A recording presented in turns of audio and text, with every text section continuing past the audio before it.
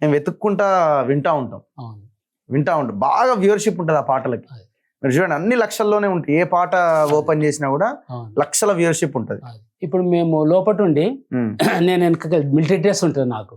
Military dress కొని అవి ఇది పెట్టుకొని పాట సాగిపోదమా మనం కలిసిపోదమా కలిసిపోదమా వీర సాద బ్రతుకు పోరు చేద్దామా మనం ప్రాణం ఇద్దామా అని పాట పాడి నెట్లో పెట్టినాం. ఎక్కడి నుంచి? అక్కడి నుంచే. ఏ ఇయర్ ఇది?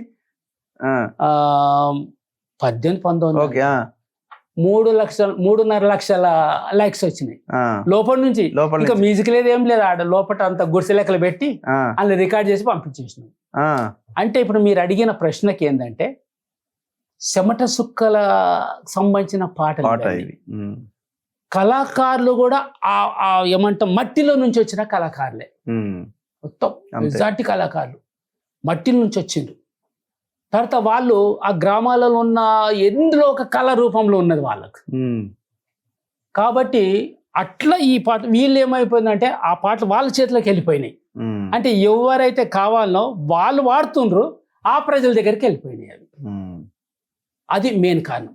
కాబట్టి దీనికి ఇంకోటి ఏంటిదంటే సాహిత్యం.